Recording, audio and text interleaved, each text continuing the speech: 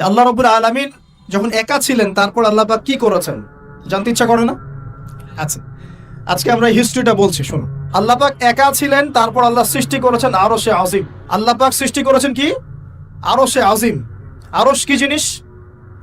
যেই আরশের ছায়ায় আল্লাহ পাক কিয়ামতের মাঠে 7 শ্রেণীর মানুষকে ছায়া দিবেন, যেদিন এই ছায়া ছাড়া অন্য কোনো ছায়া থাকবে না। আরশটাকে একটু বুঝি। একটা হাদিসের মধ্যে নবী সাল্লাল্লাহু আলাইহি ওয়াসাল্লাম বলেছেন, নবীর নাম শুনলেই দরুদ পড়বেন, বলবেন সাল্লাল্লাহু আলাইহি ওয়াসাল্লাম। নবীজি বলছেন, দেখো এই পৃথিবী থেকে প্রথম মহাবিশ্বের দূরত্ব হচ্ছে 500 বছরের পথ। কত বছর? 500 বছর। এভাবে দ্বিতীয় মহাকাশ থেকে তৃতীয় মহাকাশ দূরত্ব 500 বছরের পথ। এইভাবে প্রত্যেক আসমানের মধ্যে দূরত্ব হচ্ছে কত বছরের পথ? 500। সপ্তম আসমানের উপরে আছে সিদরাতুল মুনতাহা। কি আছে? এটা একটা কুল গাছ, বড়ই গাছ। নাসা আবিষ্কার করতে পেরেছে, অতএব বিশ্ববাসী বিশ্বাস করবে না। নাসা যদি কালকে বলে হ্যাঁ পাওয়া গেছে সিদরাতুল মুনতাহা, তাহলে বিশ্ববাসী বিশ্বাস করবে। একটা শিরকি দর্শন চলছে, কুফরি দর্শন। ও যখন বলবে হ্যাঁ, তখন সবাই বলে হ্যাঁ, যখন তারা বলে না, সবাই বলে না। আল্লাহ পাকের ওহীর জ্ঞানের কোনো মূল্য নাই সবার কাছে, ইল্লা মাশাআল্লাহ। সিদরাতুল মুনতাহার উপরে আছে কুরসি। কি আছে? কুরসি। আল্লাহ পাকের কুরসি, যেটা আপনি আয়াতুল কুরসির মধ্যে পড়েন, ওয়াসিআ কুরসিয়ুহুস সামাওয়াতি ওয়াল আরদ, মানে আল্লাহ পাকের কুরসিটা আসমান জমিনকে ঘিরে রেখেছে। আর বলে রাখি যে প্রত্যেক ফরজ নামাজের পর যে আয়াতুল কুরসি পড়ে, জান্নাতে যাওয়ার জন্য তার একটাই বাধা, মৃত্যু। মৌত হয়ে গেলে জান্নাতে চলে যাবে। একটা হাদিস আসছে, রাত্রে বেলা ঘুমানোর সময় কেউ যদি আয়াতুল কুরসি পড়ে, সারা রাত আল্লাহর পক্ষ থেকে একজন ফেরেশতা তাকে পাহারা দিবে ইনশাআল্লাহ। এই ফেরেশতা তো দেখা যায় না, দেখা যায়? তো কয়দিন পর যদি বলে যে যা দেখা যায় না তা বিশ্বাস করা যাবে না, আসলে কিন্তু এপিস্টেমোলজি তাদের এটাই, যা দেখে না তা বিশ্বাস করে না। পশ্চিমারা কি ফেরেশতায় বিশ্বাস করে? কেন করে না? এটা তো একটা প্রশ্ন। উত্তরটা আমি বলছি আপনাদেরকে। কারণ তাদের জ্ঞান তত্ত্ব হচ্ছে যা চোখে দেখি না, যা পরীক্ষা নিরীক্ষা পর্যবেক্ষণে আসে না, তার কোনো অস্তিত্ব নাই। এটা ওদের ফিলোসফি অফ এডুকেশন, শিক্ষা দর্শন। এটাকে আমরা ফিলোসফির ভাষায় বলি এপিস্টেমোলজি বা জ্ঞান তত্ত্ব। জ্ঞান তত্ত্ব টিচার যারা আছেন তারা বুঝবেন, তাদের জ্ঞান তত্ত্ব এমন। আর আমাদের জ্ঞান তত্ত্ব উল্টা, টোটালি ডিফারেন্ট। আমরা কি বলি? আমরা বলি ওয়াকুলিল হাক্কু মির রাব্বিকুম, সত্য আল্লাহর পক্ষ থেকে আসে। আমরা বলি যে অদৃশ্যে বিশ্বাস না করা পর্যন্ত কেউ মুমিনই হতে পারবে না। ইমানের কয় পিলার? ইমানের কয় পিলার? 6 পিলার। আমানতু বিল্লাহি, আল্লাহর প্রতি বিশ্বাস করলাম, ওয়া মালাইকাতিহি, তার ফেরেশতাগণের প্রতি, ওয়া কুতুবিহি, আল্লাহ পাকের আসমানি কিতাব সমূহের প্রতি, ওয়া রুসুলিহি, আল্লাহ পাকের রাসূলগণের প্রতি, ওয়াল ইয়াউমিল আখির, পরকালের প্রতি, ওয়াল কদরি খায়রিহি ওয়া শাররি, তাকদীর বা ভাগ্যের ভালো মন্দের প্রতি। এই 6টার একটাও কি চোখে দেখা যায়? আল্লাহকে দেখেছেন? ফেরেশতা দেখেছেন? আমাদের নবীকেও কি দেখেছেন? শুধু কোরআনটা আপনি চোখের সামনে দেখছেন, আর কিচ্ছু আপনি দেখছেন না। পরকাল দেখেছেন? তাকদীর ভাগ্য দেখেছেন? কিচ্ছু দেখে নাই। এই 6টা পিলারে বিশ্বাস না করতে পারলে কেউ মুমিন হতে পারবে না। পারবে? আলিফ লাম মিম যালিকাল কিতাবু লা রাইবা ফি হুদাল লিল মুত্তাকিন। কারা মুত্তাকি? আল্লাযীনা ইউমিনুনা বিল গায়বি। এই যে 6টা গায়েবে যারা বিশ্বাস করে, এরা হলো মুমিন, মুত্তাকি। তাহলে আমাদের জ্ঞানের ভিত্তিটা কি? আমরা অদৃশ্যে বিশ্বাস করি। আর ওদের জ্ঞানের ভিত্তি হচ্ছে ওরা চাক্ষুষ যা দেখে তাতে বিশ্বাস করে। এই জায়গাতেই তো পার্থক্য জ্ঞানতাত্ত্বিক। এই কারণেই ওরা ফেরেশতায় বিশ্বাস করে না, আল্লাহ বিশ্বাস করে না, নবী রাসূলগণে বিশ্বাস করে না। তারা বলছে আল্লাহর সন্তান আছে, নাউযুবিল্লাহ। হ্যাঁ, তারা আসমানি কিতাবে বিশ্বাস করছে না, তারা ধর্মের কনসেপ্টে বিশ্বাস করছে না। তারা পরকাল, পুনরুত্থান, হাসর, কিয়ামত, মিজান, পুলসিরাত কিছুই বিশ্বাস করে। বিশ্বাসগত পার্থক্য এখানে। এখন মুমিন মুসলিম হিসাবে আমরা বিশ্বাস করি আল্লাহ পাকের ফেরেশতা আছে না নাই? আছে। এখন এই ফেরেশতারা 8জন ফেরেশতা, বড় বড় 8জন ফেরেশতা, তারা আল্লাহ পাকের আরশটাকে ধরে রেখেছে। কয়জন ফেরেশতা? 8জন। এই 8জন ফেরেশতা আল্লাহর আরশকে টেনে নিয়ে আসবে কিয়ামতের মাঠে। বলেন সুবহানাল্লাহ। আল্লাহ পাকের এমনও ফেরেশতা আছেন যারা একটা ফুৎকার দিবে, জাস্ট একটা ফু, এক ফুৎকারে পুরো মহাবিশ্ব ধ্বংস হয়ে গেল। এত শক্তিশালী ফেরেশতা আছে আল্লাহ পাক। আমরা যখন মায়ের গর্ভে ছিলাম, এরকম একজন ফেরেশতাই আল্লাহর পক্ষ থেকে রূহ নিয়ে এসে মায়ের গর্ভে ফুঁকে দিয়েছে এবং আল্লাহর হুকুমে 4টা বিষয় লিখে দিয়েছে। আমরা প্রত্যেকে যখন মায়ের গর্ভে ছিলাম, বয়স ছিল 4 মাস 10 দিন। আমরা তো সব ভুলে গেছি এখন, এগুলো মাত্র 4 মাস 10 দিন। এখন শরীরে শক্তি আছে তো, এই জন্য শৈশব, বাল্যকাল সব ভুলে গেছি। আবার একদিন শরীরে শক্তি থাকবে না, তখন আবার আল্লাহ আল্লাহ করা শুরু করো। 2 দিন ডায়রিয়া হলেই আল্লাহ আল্লাহ শুরু হয়ে যায়। যখন মানুষ সুস্থ থাকে আল্লাহর বিরুদ্ধাচারণ করে, আল্লাহ বলতে কেউ নাই। ঠিক আছে? তো ওই ফেরেশতা লিখে দিয়েছেন 4টা জিনিস আল্লাহর পক্ষ থেকে। 1, সেই ব্যক্তির হায়াত কতটুকু হবে। 2, দুনিয়াতে রিজিক পাবে, কি কি রিজিক পাবে। 3 নাম্বার, তার কাজগুলো কি কি হবে, দুনিয়ায় কি কি কাজ করবে সে। আর 4 নাম্বার, তার সৌভাগ্য, সে সৌভাগ্যবান হবে না দুর্ভাগ্যবান হবে, মানে জান্নাতি হবে না জাহান্নামী হবে। এটা লিখে দেওয়া হয়ে গেছে। এখন এরকম 8 জন বড় বড় ফেরেশতা আল্লাহর আরশটাকে ধরে রেখেছে। আর আমরা বলছি কুরসির কথা। এই কুরসি আসমান জমিনকে ঘিরে আছে। আর আয়াতুল কুরসি যে ব্যক্তি তেলাওয়াত করবে ইনশাআল্লাহ তাআলা আল্লাহর পক্ষ থেকে একজন ফেরেশতা তাকে সারা রাত পাহারা দিবে ইনশাআল্লাহ। এই কুরসির উপরে কি আছে? এই কুরসির উপরে আছে মহাসাগর। কি আছে? অ্যামেজিং না? কখনো শুনেছেন? কুরসির উপরে আছে মহাসাগর। কানা আরশুহু আলাল মা। আল্লাহ পাক সূরা হুদের মধ্যে বলেছেন আল্লাহর আরশটা ছিল পানির উপরে। কিসের উপরে? এই মহাসাগরের গভীরতা নবীজি বলছেন এটা হচ্ছে 500 বছরের পথ। কত বছর? 500 বছর গভীর। আর আমরা যে সাগর দেখি, এই সাগরের নিচে কি আছে কে বলতে পারবে? এই সাগরের নিচে কি আছে? এই সাগরের নিচে আছে আগুন। কি আছে? আগুন। কিয়ামতের মাঠে এই বঙ্গোপসাগরে আগুন লেগে যাবে। মানুষ কি বিশ্বাস করতে পারে? এখন যে সাগরটা দেখছেন পানি ভর্তি মহাসাগর, এখানে আগুন লেগে যাবে। আগুন দিয়ে সাগর জ্বলতে থাকবে। কিয়ামত যদি কেউ চোখে দেখতে চায়, সে যেন সূরা তাকবীর পড়ে। কোন সূরা? সূরা তাকবীর। আমপারায় দেখবেন সূরা তাকবীর আছে। ইদা শামসু কুবিরাত ওয়া ইদা নুজুমু কাদারাত ওয়া ইদা জিবালু সুজিরাত ওয়া ইদা ইশারু উতিলাত ওয়া ইদা উহুশু হুশিরাত ওয়া ইদা বিহারু ফুজিরাত। এই যে এয়ারটা বলছিলাম। তো প্রিয় ভাইরা, সাগর নিয়ে দুটো কথা বলেই দেই। সেটা হলো আল্লাহ পাকের সমস্ত সৃষ্টি আল্লাহ পাকের তাসবিহ পাঠ করে। এমনকি এই সাগরও আল্লাহর তাসবিহ পাঠ করে। এবং প্রতিটা সৃষ্টি পরকালে সাক্ষী হয়ে থাকবে। ওই সাগরের কিনারে দাঁড়িয়ে যারা ন্যাংটা হয়ে নগ্ন হয়ে দাঁড়িয়ে আছে, গোসল করছে, সাগর তাদের বিরুদ্ধে সাক্ষী দিবে। ওখানে দাঁড়িয়ে যারা গাঁজা খাচ্ছে, ফেন্সিডিল খাচ্ছে, ইয়াবা খাচ্ছে, সমকামিতা করছে, গান বাজনা করছে, সাগর ওদের বিরুদ্ধে সাক্ষী দিবে। এই যে আজকে যেখানে বসে আমরা ওয়াজ মাহফিল করেছি, দিনের কথা বলেছি, এই মাটি কালকে আমাদের সাক্ষী দিবে এখানে ভালো কিছু হয়েছে। গোপনে যেখানে জেনা করেছেন পতিতালয়ে, সেই পতিতালয়ের মাটি আপনার বিরুদ্ধে সাক্ষী দিবে। আল্লাহ পাকের প্রত্যেকটা সৃষ্টি আল্লাহর কাছে সাক্ষী প্রদান করবে আমাদের বিরুদ্ধে অথবা পক্ষে। আল্লাহ আমাদেরকে বোঝার তৌফিক দান করুন। সাগর থেকে শেখার অনেক কিছু আছে। সে নীরবে আল্লাহ পাকের হুকুম পালন করে যায়। কখনো কি সে হুকুম পালন করতে থেমে যায়? আসমানের পাখির দিকে হেদায়েত আছে, তারা আল্লাহ পাকের তাসবিহ পাঠ করে। গাছপালা আল্লাহর তাসবিহ পাঠ করে। আসমান জমিন চন্দ্র সূর্য যা আছে আল্লাহ পাকের সমস্ত সৃষ্টি আল্লাহর তাসবিহ পাঠ করে। আল্লাহ পাকের 2টা নাফরমান সৃষ্টি আছে, একটা হলো মানুষ আর একটা হলো জিন জাতি। এই দুটোই সবচেয়ে নাফরমান সৃষ্টি। ওইদিকে আমি পরে আসছি। সাগর কি শেখায়? বিনয়ী হতে শেখায়। কারণ সে অনেক শক্তিশালী। সে অনেক শক্তিশালী এবং প্রচুর সম্পদে ভরা। এই সাগর এই পুরো এলাকার বা পুরো দেশের কোটি কোটি মানুষের রিজিকের উৎস এই সাগর। তার ভিতরে আল্লাহ রিজিক আছে, সম্পদ আছে। অনেক সম্পদে পরিপূর্ণ থাকার পরেও সাগর খুব শান্ত, তার মধ্যে খুব উদ্ধত অহংকারী আচরণ দেখা যায় না। ঠিক আল্লাহর জ্ঞানী মানুষরা সমুদ্রের মতো হয়, তাদের ভিতরে অনেক জ্ঞান থাকে, কিন্তু তারপরেও তারা শান্ত থাকে, বিনয়ী থাকে। আর যাদের ভিতরে সম্পদ কম তাদের লাফালাফি বেশি। কথা বুঝতে পারছেন? সাগর এত শক্তিশালী হওয়া সত্ত্বেও আপনি তার সামনে গিয়ে দাঁড়ালে সে আপনার পা ধুয়ে দেয়। আল্লাহর বিনয়ী মানুষরা এমনই হয়, অনেক শক্তিশালী হওয়া সত্ত্বেও, সম্পদশালী হওয়া সত্ত্বেও তারা আপনার পা ধুয়ে দিবে। অনেক শেখার আছে, অনেক কিছু। সাগর সম্পর্কে অনেক আয়াত আছে কোরআনে। যখন সাগরে নৌযান চলাচল করে তখন আল্লাহ পাক যদি ঝড় ঝাপটা দেন, প্রাকৃতিক কোনো বিপর্যয় দেন, তাহলে মানুষ মুখলেস ভাবে আল্লাহকে ডাকা শুরু করে। যখন সে সেখান থেকে উদ্ধার পায়, আল্লাহ পাক উদ্ধার করে দেন, বিপদ থেকে বাঁচিয়ে দেন, আবার সে আল্লাহর সাথে শিরক করা শুরু করে। এই আয়াতগুলো সূরা ইউনূসের মধ্যে আছে। তো আমরা চেষ্টা করব সাগরের মতো সম্পদশালী হওয়ার জন্য।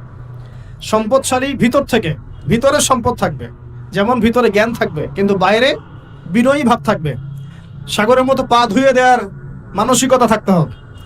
এবং যখন সে আল্লাহর হুকুমে মানে গর্জন প্রদান করা শুরু করে তখন কিন্তু সামন পিছন সব ভাসিয়ে নিয়ে চলে যায়। তাই নর্মালি শান্ত থাকতে হবে, যখন আল্লাহর হুকুম আসবে তখন ঝাঁপিয়েও পড়তে হবে। কথা কি বুঝতে পারছেন? সমুদ্রের মতো অনেক কিছু শেখার আছে, এগুলো শিখতে হলে আগে দৃষ্টিভঙ্গি চেঞ্জ করতে হয়। সাধারণ মানুষের মতো সব দেখলে হবে না, আপনাকে খিদর আলাইহিস সালামের মতো দেখতে হবে। কার মতো? মুসা আলাইহিস সালাম বলছেন যে নৌকা ফুটা করলেন কেন? সূরা কাহফ কেউ পড়েছেন? সূরা কাহফ পড়েছেন তো? নবী মুসা আলাইহিস সালাম বলছেন নৌকা ফুটা করলেন কেন? তিনি বলছেন নৌকা ফুটা না করলে জলদস্যু নিয়ে চলে যেত। মুসা আলাইহিস সালাম বলছেন নিষ্পাপ বাচ্চাকে হত্যা করলেন কেন? খিদর আলাইহিস সালাম বলছেন এই বাচ্চাকে হত্যা না করলে এই বাচ্চা বড় হয়ে বড় কাফের হতো, পিতা মাতাকেও কাফের বানাতো। মুসা আলাইহিস সালাম বলছেন এই দেয়াল কেন নির্মাণ করলেন পারিশ্রমিক ছাড়াই? তিনি বলছেন দেয়াল নির্মাণ না করলে এর নিচে থাকা সম্পদ, এতিম বাচ্চাদের সম্পদ মানুষ নিয়ে চলে যেত। তিনটা প্রশ্নেই মুসা আলাইহিস সালাম বাইরের চোখ দিয়ে দেখেছেন, খিদর আলাইহিস সালাম তার ভিতরের চোখ দিয়ে দেখেছেন। এই যুগে যদি আপনি ফিতনা চিনতে চান, দাজ্জালীয় সভ্যতাকে চিনতে চান, তাদের প্ল্যানগুলো বুঝতে চান, স্বাভাবিক দৃষ্টিভঙ্গি দিয়ে দেখলে হবে না, ভিতরের চোখ দিয়ে দেখা শিখতে হবে। এটা সবচেয়ে বড় কথা আজকের মাহফিলে, দৃষ্টিভঙ্গি চেঞ্জ করতে হবে। তারপরে আপনি ফিতনা ধরতে পারবেন, সমাধানও খুঁজে বের করতে পারবেন ইনশাআল্লাহ। তবে বাস্তবতা কি জানেন? বাস্তবতা হচ্ছে খিদর আলাইহিস সালামের মতো মানুষদেরকে এই সমাজ মূল্যায়ন করে না।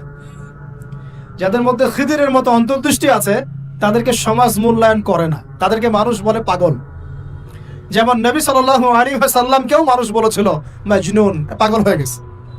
নবী সাল্লাল্লাহু আলাইহি ওয়াসাল্লামকেও মানুষ বলছে সাহের, জাদুকর, মাজনুন, ফারিকুল জামাআ, বলছে সাবিঈ, কত কথা বলেছে। আল্লাহ পাক আমাদের সবাইকে কোরআন সুন্নাহ ভিত্তিক জ্ঞান অর্জন করার তৌফিক দেন এবং খিদর আলাইহিস সালামের মতো অন্তর্দৃষ্টি লালন করার তৌফিক দান করুন। এই মহাসাগরের অস্তিত্ব আছে যেটা কুরসির উপরে, এর উপরে আল্লাহ রাব্বুল আলামিনের আরশে আজিম, যেটাকে টেনে নিয়ে আসবে কতজন ফেরেশতা? 8 জন। আগে হাদিসটা শুনি। আল্লাহ পাক বলেছেন, দুঃখিত, নবী সাল্লাল্লাহু আলাইহি ওয়াসাল্লাম বলেছেন কিয়ামতের মাঠে আল্লাহ পাক 7 শ্রেণীর মানুষকে এই আরশের ছায়ায় ছায়া দিবেন। কত শ্রেণী? যুবক ভাইরা হাদিসটা খুব ভালো করে শোনেন, কারণ এখানে সবগুলো হওয়ার মতো সম্ভাবনা আপনার আছে। 7টা শ্রেণীর অন্তর্ভুক্ত হওয়ার সম্ভাবনাই যুবকদের আছে, সবার নাই। 1 নাম্বার হচ্ছে ন্যায়পরায়ণ শাসক। সুযোগ আছে তো? শাসন ক্ষমতা খারাপ কিছু না, কিন্তু শাসন ক্ষমতা পেয়ে যদি মানুষ ন্যায় বিচার করে ভালো, যদি জুলুম করে তাহলে আল্লাহর সামনে জবাবদিহি করতে হবে। That's all. 2 নাম্বার সেই ব্যক্তি যার অন্তর মসজিদের সাথে ঝুলন্ত থাকে। কার সাথে? মোবাইলের সাথে না। কার সাথে? এখন অন্তর কার সাথে ঝুলন্ত থাকে? মোবাইলের সাথে। মসজিদের সাথে অন্তর ঝুলন্ত মানে কি? এটা কি সত্যি সত্যি কলিজা ঝুলা আছে না রূপকথা? মানুষ তো রূপক অর্থ বুঝতে পারে না এখন। মানে আপনি নামাজের জন্য, জামাতে নামাজ পড়ার জন্য উদ্গ্রীব হয়ে থাকেন, এটা হলো মসজিদের সাথে ঝুলন্ত হৃদয়। এরপর সেই ব্যক্তি, সেই যুবক যে তার যৌবনকালটা আল্লাহ পাকের ইবাদতে কাটিয়ে দিয়েছে। সুযোগ আছে না? আছে কি নাই? যুবকদের সুযোগ আছে কি নাই? 4 নাম্বার সেই ব্যক্তি বা সেই 2 ব্যক্তি যারা একে অপরকে আল্লাহর জন্য মহব্বত করে। বয়ফ্রেন্ড গার্লফ্রেন্ড ট্রেডিশন বলা হচ্ছে না, বয়ফ্রেন্ড গার্লফ্রেন্ডের হারাম জেনার ভালোবাসা বলা হচ্ছে না। কি বলা হচ্ছে? দিনের জন্য, আল্লাহর জন্য দুজন পরস্পরকে ভালোবাসে, আল্লাহর জন্যই বিচ্ছেদ ঘটে।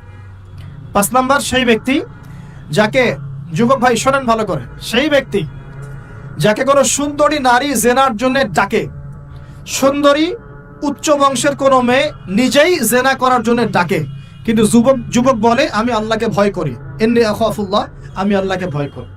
এরকম যুবক আছে এখনো বাকি সমাজে? এখন তো ইচ্ছা করেই মানুষ জেনা করে। এখন তো জেনা এত সহজ, মানুষ 1000, 1500, 2000 টাকা দিয়ে জেনা করতে পারে। এই সমাজে জেনা সহজ, বিয়ে হয়েছে কঠিন। এই সমাজে জেনাটা সহজ হয়ে গেছে, বিয়েটা কঠিন হয়ে গেছে। এই জন্য বিয়ের ঝামেলা অনেকে যেতে চায় না। জেনা করেই তো আমি যা উদ্ধার করার করছি, বিয়ে করলে খাওয়াতে হবে, নিজের পায়ে দাঁড়াতে হবে, এই লাগবে সেই লাগবে, সুবহানাল্লাহ। কিন্তু প্রিয় ভাই মনে রাখবেন, যদি আপনি জেনা থেকে বেঁচে থাকতে পারেন, আল্লাহ পাক আপনাকে সাক্ষাৎ মৃত্যুর হাত থেকেও বাঁচাতে পারেন। এটা আমি এমনি এমনি বলি নাই, আমি দলিল দিচ্ছি। জেনা এমন একটা পাপ, যেই পাপ থেকে যদি কোনো যুবক নিজেকে বাঁচাতে পারে, আল্লাহ পাক তাকে সাক্ষাৎ মৌতের হাত থেকেও বাঁচাতে পারবে ইনশাআল্লাহ। কিভাবে? 3 বন্ধু যাচ্ছে রাস্তা দিয়ে, হঠাৎ করে ঝড়, বন্ধু 3 জন ঢুকে গেল গুহার মধ্যে। কিসের মধ্যে? গুহায়, যে পাহাড়ি এলাকায় আপনারা থাকেন যারা, গুহার মধ্যে। হঠাৎ করে পাহাড়ের পাথর দিয়ে গুহার মুখটা বন্ধ হয়ে গেল। এখন খোলার কোনো অপশন নাই। সবাই বলছে এখন 3 জন, এখন তো আমরা বের হতে পারবো না। সবাই সবার নেক আমলের ওসিলা দিয়ে আল্লাহর কাছে দোয়া করো। কিসের ওসিলা দিয়ে? নেক আমলের ওসিলা দিয়ে দোয়া করতে হয়। যে হাদিস, মৃত মানুষকে ওসিলা করে তার জন্য নজর মানত জবাই করে দোয়া করতে হয় না, নিজের নেক আমলের ওসিলা দিয়ে আল্লাহর কাছে দোয়া করতে হয়। আল্লাহ পাক এখন দোয়া শুনলেন। একজন বলছে, আমি আমার পিতা মাতাকে খুব খেদমত করতাম, তাদেরকে দুধ পান না করে দুধ পান করাতাম না, নিজেও করতাম না, ছেলে থেকে করাতাম না। আল্লাহ, এই কাজটা তোমার ভালো লাগলে আজকে গুহার মুখ থেকে পাথর সরিয়ে দাও। পাথর একটু সরে গেল। পাথর আল্লাহর কথা শোনে কিনা? শোনে না? সবাই আল্লাহর কথা শোনে। আগুন আল্লাহর কথা শোনে কিনা? ইব্রাহিমের জন্য আগুন ঠান্ডা হয়ে যায় নাই? আচ্ছা, তারপরে আরেকজন দোয়া করছে, আল্লাহ, আমার এক কর্মচারী ছিল, তার বেতন বাকি ছিল, সে বেতন না নিয়ে চলে গেছে, আমি সেই বেতনটা দিয়ে কিছু গবাদি পশু কিনেছি। আস্তে আস্তে গবাদি পশু বেড়েছে, অনেক দিন পর সে এসেছে টাকা চাওয়ার জন্য। তা আমি বলেছি, সবই তোমার, সব নিয়ে চলে যাও। সে বলেছে, আপনি কি ফাইজলামি করতেছেন আমার সাথে? আমার টাকা আমাকে দেন। বলছে, না, তোমার টাকা দিয়ে আমি এটা কিনেছিলাম, আজকে বংশবৃদ্ধি হয়েছে, সব তোমার, নিয়ে যাও। সে নিয়ে গেল। সে বলছে, আল্লাহ, এই কাজ যদি তোমার সন্তুষ্টির জন্য করে থাকি, আজকে আমাকে বাঁচাও। পাথর একটু সরে গেল। এবার তৃতীয় ব্যক্তি, এই ছেলে বলছে, যুবক ছেলে, আল্লাহ, আমার একজন চাচাতো বোন ছিল। কে ছিল? এই যে বয়ফ্রেন্ড গার্লফ্রেন্ড, খালাতো বোন, চাচাতো বোন। এখন তো বিচ্ছিরি অবস্থা। এখন এমন একটা অবস্থা, পশ্চিমা সভ্যতার রিপোর্টগুলো পড়ে দেখি, ভাইও বোনের সাথে জেনা করে। ওদের ওখানে নিজের আপন পিতার দ্বারাও মেয়ে সেক্সুয়াল হ্যারাসমেন্টের শিকার হয়। ওরা আমাদেরকে শেখায় এখন ভালো কোনটা মন্দ, আর আমরা আমাদের মাথাটা কবে যে বিক্রি করে দিলাম। ওদের কাছ থেকে ভালো মন্দ শিখতে হচ্ছে, কোরআন সুন্নাহ বাদ দিয়ে ওদের কাছ থেকে ভালো মন্দ শিখতে হচ্ছে। তো চাচাতো বোনকে সে খুব ভালোবাসতো, তাকে সে পেতে চাইতো, মানে তার সাথে সেক্সুয়াল সম্পর্ক করতে চাইতো। আমাকে 1000 বা 100 স্বর্ণ মুদ্রা দিতে পারো, দিনার, তাহলে আমি তোমার সাথে সেক্স করব, মানে জেনা করবো, নাউজুবিল্লাহ। তো সেই ছেলে অনেক কষ্ট করে এই টাকাগুলো বা এই দিনারগুলো অর্জন করে, কামাই করে, দিন রাত পরিশ্রম করে, ঠিক আপনারা যেমন করছেন না। তো এরপর সে তার স্বর্ণ মুদ্রা দেয়, দিয়ে বলে যে এখন আমাকে আমার কাজ করতে দাও। তখন সেই মেয়ে রাজি হয়। ঠিক যে মুহূর্তে তারা সেক্সুয়াল সম্পর্কটা করবে, ঠিক ওই মুহূর্তেই এই মেয়ে বলে ওঠে, হে আল্লাহর বান্দা, আল্লাহকে ভয় করো। আমি সারা জীবন আমার সতীত্বকে ধরে রেখেছি, কাউকে দেইনি, আমি কারোর সাথে এরকম অন্যায় করি নাই, আমি খারাপ মেয়ে নই, তুমি আমার ইজ্জতটা নষ্ট করো না। কে বলছে কথা? মেয়ে। ওই অবস্থা থেকে কি একটা ছেলের উঠে আসা সম্ভব? এটা কি এতটাই সহজ? এটা কিন্তু সহজ না।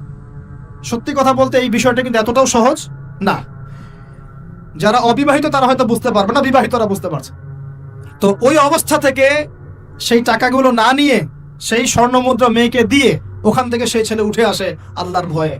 সে এখন গুহার মধ্যে আটকা পড়েছে, আল্লাহকে বলছে, আল্লাহ, ওই দিন ওই কাজ যদি তোমার সন্তুষ্টির জন্য করে থাকে, আজকে আমাকে মৃত্যুর হাত থেকে বাঁচাও। সমস্ত পাথর ধপধপ করে সরে গেল কুয়ার মধ্যে। এটা কিন্তু কোনো গাল গল্প না, এটা বানু ইসরায়েলের ঘটনা, সত্য ঘটনা। এই হাদিস থেকে আমি আপনাকে দলিল দিচ্ছি যে যদি জেনার মতো পাপ থেকে আমি সরে আসতে পারি, সাক্ষাৎ মৌত থেকে আল্লাহ বাঁচাতে পারে। প্রিয় ভাই, সেই যুবক আরশের ছায়া ছায়া পাবে যে তার যৌবনকালটাকে আল্লাহর পথে কাটিয়েছে, এবং যাকে কোনো সুন্দরী মেয়ে জেনার জন্য আহ্বান করে, সে বলে আমি আল্লাহকে ভয় করি। আমরা তওবা করি, আমরা কোনো প্রকার জেনার পাপে যাব না ইনশাআল্লাহ। যদি হারাম কোনো সম্পর্ক থেকে থাকে, আজকেই এই নাম্বার ডিলিট করে ফেলতে হবে। আল্লাহ পাক তৌফিক দান।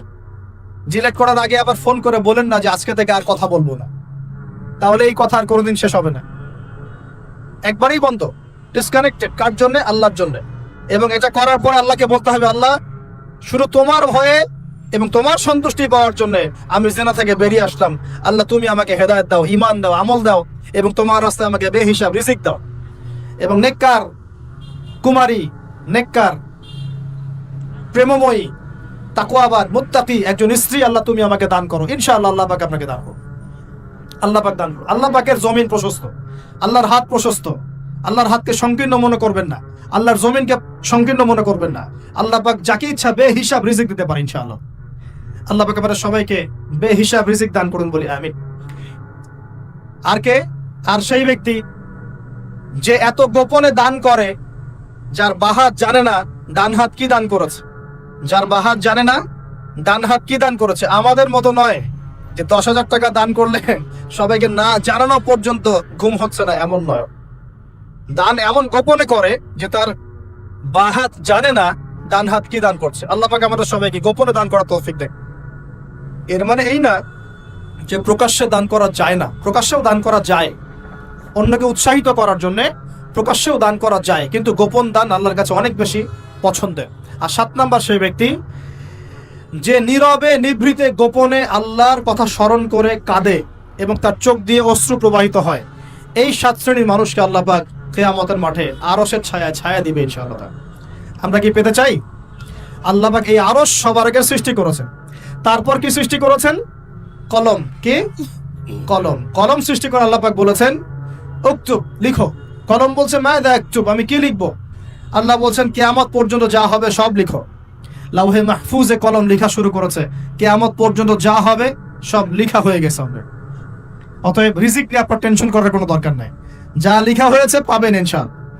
যদি হালাল পথে চান হালাল পথে পাবেন, হারাম পথে চাইলে হারাম পথে পাবেন।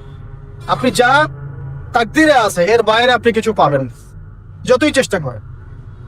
আল্লাহ পাক আমাদের সবাইকে তাকদির নিয়ে সন্তুষ্ট থাকার তৌফিক দান করুন। এরপর আল্লাহ পাক এই মহাবিশ্ব সৃষ্টি করেছেন 7 আকাশ 7টা মহাবিশ্ব। কয়টা? 7টা, মাত্র 6 দিনে। কয় দিনে?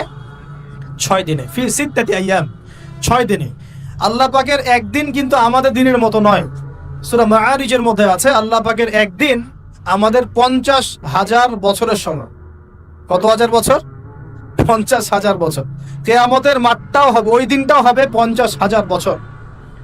ওই 50,000 বছরের সমপরিমাণ দিনে কেউ যদি পিপাসার্ত না থাকতে চায়, হাউজে কাউসারের পানি চায়, সে যেন কোনো বেদাতি আমল না করে, নবীর সুন্নতের উপর থাকে। ইনশাআল্লাহ নবী সাল্লাল্লাহু আলাইহি ওয়াসাল্লাম তাকে হাউজে কাউসারের পানি পান করা ইনশাআল্লাহ। ওই 50,000 বছরের সমপরিমাণ দিনে যদি আমরা তীব্র রোদে কষ্ট পেতে না চাই, আরশের ছায়া ছায়া পেতে চাই, তাহলে এই 7 শ্রেণীর অন্তর্ভুক্ত হওয়ার চেষ্টা করতে হবে। আল্লাহ পাক তৌফিক ইনায়াত করুন। এখন এই মহাবিশ্ব সৃষ্টি করার পর আল্লাহ পাক সব কাজ বুঝিয়ে দিলেন, প্রত্যেকের কাজ প্রত্যেককে বুঝিয়ে দিলেন। কার কি কাজ? সূর্য কি তার কাজ ফলো করছে কি করছে না? চাঁদ তার কাজ পালন করছে না? এই গ্রহ নক্ষত্র তারকাগুলো তাদের কাজ কি করছে না? সবাই যার যার কাজ পুঙ্খানুপুঙ্খ রূপে করছে। যারা সায়েন্স বোঝেন তারা বুঝবেন, যদি সূর্য যদি 1 বিঘত দূরে চলে যায় তাহলে পৃথিবীর অনেক বড় অংশ বরফে আচ্ছাদিত হয়ে যাবে। যদি সূর্য 1 বিঘত কাছে চলে আসে, পৃথিবীর তাপমাত্রা বাড়বে, খরা হবে, পৃথিবী উর্বর থাকবে না, পৃথিবী মরুভূমি হয়ে যেতে পারে। তো মহাবিশ্বের প্রতিটা সৃষ্টি আল্লাহ পাকের আদেশ পালন করে চলে। শুধু 2টা সৃষ্টি করে না। কেন করে না সামনে আসছে। এবার আল্লাহ পাক অন্যান্য মাখলুক সৃষ্টি করেছেন এবং পৃথিবীর জন্য আল্লাহ পাক জিন জাতি সৃষ্টি করেছেন। কোন জাতি? জিন জাতি। পৃথিবী আগে না জিন আগে? বলেন। আগে পৃথিবী। জিন জাতিকে সৃষ্টি করে আল্লাহ পাক পৃথিবীতে থাকার সময় দিয়েছিলেন। তারা তাই করেছিল, আজকের মানুষরা যাই করছে। তারা আল্লাহ পাকের বিরুদ্ধাচরণ করা শুরু করেছে। আল্লাহ পাক তাদেরকে ধ্বংস করে দিয়েছে। তবে একজনকে রেখে দেওয়া হয়েছে। কাকে? তার নাম হচ্ছে ইবলিস। কি নাম? ইবলিস। সে আল্লাহর বড় আবেদ ছিল। আল্লাহর ইবাদত করতে করতে করতে সে এমন একটা মর্যাদা পেয়ে যায় যে ফেরেশতাদের উপরে আল্লাহ পাক তাকে মর্যাদা দিয়ে দিচ্ছে। ফেরেশতাদের সর্দার বানিয়ে দেওয়া হয়েছে। কাকে? ইবলিসকে। আচ্ছা, এবার পৃথিবী কিন্তু তার জায়গায় আছে। পৃথিবী কিন্তু ধ্বংস হয়ে যায় নাই। পৃথিবী আগে সৃষ্টি করা হয়েছে, ওটা তার জায়গায় আছে। অনেক দিন পর, অনেক দিন বলতে কতদিন আল্লাহ ভালো জানেন, আমরা জানি না। কত লক্ষ বছর, কত কোটি বছর আল্লাহ ভালো জানেন, আমরা জানি না। আমরা জানি সূরা দাহারের 1 নম্বর আয়াত। আল্লাহ বলেন হাল আতা আলাল ইনসান হিনুম মিনাদ দাহর লাম ইয়াকুন শাইআম মাযকুরা। মানুষের উপরে এমন সময় চলে গেছে যে মানুষ একটা আলোচ্য বিষয় ছিল না। এই মহাবিশ্বে অস্তিত্বই ছিল না মানুষ। এমন সময় মানুষের উপর চলে গেছে। আমরা এখন মনে করি মানুষই সবকিছু, নাকি? আল্লাহ বলছেন একটা সময় ছিল মানুষের অস্তিত্বই ছিল না। আল্লাহ পাক বহুদিন পরে এবার ফেরেশতাদেরকে ডাকলেন, ডেকে বলছেন ওয়াইজ ক্বালা রাব্বুকা লিল মালায়েকা ইন্নী জাইলুন ফিল আরদি খলিফা। হে আমার ফেরেশতারা, আমি ওই জমিনে, পৃথিবীতে, আরদে আমি আমার খলিফা পাঠাতে চাই। কি চাই? খলিফা পাঠাতে চাই। আল্লাহর খলিফাকে এক কথায় যে আল্লাহর হুকুম মেনে চলে, যে আল্লাহর হুকুম মেনে চলে এবং প্রতিষ্ঠা করে, ন্যায় বিচার প্রতিষ্ঠা করে, সে আল্লাহর খলিফা। যে আল্লাহর হুকুম মানে না, প্রচার প্রসার প্রতিষ্ঠাও করে না, ন্যায় বিচারও করে না, সে আল্লাহর খলিফা নয়, শয়তানের খলিফা। কথা ক্লিয়ার? আচ্ছা, এবার ফেরেশতারা কি বলছেন? ফেরেশতারা বলছেন আতাজআলু ফিহা মান ইউফসিদু ফিহা ওয়া ইয়াসফিকুদ দিমা। আপনি কি এমন কাউকে সৃষ্টি করতে যাচ্ছেন যে পৃথিবীতে গিয়ে ফিতনা ফাসাদ করবে আর রক্তপাত ঘটাবে? কয়টা কাজ করবে? দুটা। ফিতনা ফাসাদ করবে, রক্তপাত ঘটাবে। আজকে সারা দুনিয়ায় মানুষ ফিতনা করছে কিনা? পরিবেশ বিপর্যয় করছে, পলিটিক্সে ফিতনা, ইকোনমিক্সে ফিতনা, সমাজে ফিতনা, কালচারে ফিতনা, এখন এডুকেশনেও ফিতনা, সবখানেই ফিতনা। তো এইটাই ফেরেশতারা বলেছিলেন যে মানুষ ফিতনা সৃষ্টি করবে। আর কি করবে? রক্তপাত ঘটাবে। সারা বিশ্বে রক্তপাত ঘটাচ্ছে কিনা মানুষ? ঘটাচ্ছে না? এই তো প্রথম বিশ্বযুদ্ধে কত মানুষ মারা গেছে? 3 থেকে 4 কোটি। 3 থেকে 4 কোটি। নবী সাল্লাল্লাহু আলাইহি ওয়াসাল্লাম এবং সাহাবীরা যত যুদ্ধ করেছেন ইসলামের জন্য, সবগুলো যুদ্ধের পরিসংখ্যান মিলালে 10,000 মানুষও মারা যায় নাই। 10,000ও না। আর তোমাদের শুধু প্রথম বিশ্বযুদ্ধেই 3 থেকে 4 কোটি মানুষ মারা গেছে। সেকেন্ড ওয়ার্ল্ড ওয়ারে মারা গেছে 7 থেকে 8 কোটি মানুষ। ভিয়েতনাম যুদ্ধে এরকম প্রায় 4 থেকে 5 লক্ষ, আরো বেশি হতে পারে। চায়নায়, রাশিয়ায়, আপনার ইতালিতে যে বড় বড় রেভলিউশন গুলো হয়েছে, দেখবেন লক্ষ লক্ষ মানুষ মারা গেছে, লক্ষ লক্ষ। এই যে শুরু হচ্ছে ইউক্রেন রাশিয়া, এই যুদ্ধ এত তাড়াতাড়ি থামবে না, এই যুদ্ধ এত দ্রুত বন্ধ হবে না, এটা কন্টিনিউয়াসলি চলতে থাকবে। ওদের প্ল্যান ছিল সিরিয়াকে নিয়ে, সিরিয়াকে কেন্দ্র করে তার একটা মালহামা চেয়েছিল, গ্রেট ওয়ার, বিশ্বযুদ্ধ। ওটা হয়নি, আলহামদুলিল্লাহ হয় না, আলহামদুলিল্লাহ হয়নি। এখন নতুন পরিকল্পনা হচ্ছে এই যে ইউক্রেন রাশিয়া ইস্যু নিয়ে সারা ওয়ার্ল্ডে একটা ফিতনা সৃষ্টি কর। অলরেডি তারা ফিতনা সৃষ্টি করেই ফেলেছে। গ্যাসের দাম বেড়ে গেছে, তেলের দাম বেড়ে গেছে, এক্সপোর্ট ইম্পোর্ট কলাপস করছে, অনেক সমস্যা হচ্ছে। এবং এটাকে জিয়ে রাখা হচ্ছে অস্ত্র দিয়ে, প্রযুক্তি দিয়ে, হ্যাঁ, ট্যাঙ্ক দিয়ে, সমরাস্ত্র দিয়ে ওরা জিয়ে রাখছে যুদ্ধটাকে, যে চলুক, কন্টিনিউয়াসলি চলতে থাক। কারণ তাদের উদ্দেশ্য হচ্ছে পুরো বিশ্বে একটা ম্যাসাকার যুদ্ধ লাগানো। এটা আস্তে আস্তে আপনারা বুঝতে পারেন, আমাকে কিছুই বলতে হবে না, আস্তে আস্তে আপনারা এমনি বুঝতে পারেন। সারা বিশ্বে একটা গ্রেট ওয়ার হতে পারে, যেটাকে মিলিটারি অ্যাফেয়ার্স যারা বুঝেন তারা বলেন যে নিউক্লিয়ার ওয়ার বা পারমাণবিক যুদ্ধের কথা বল।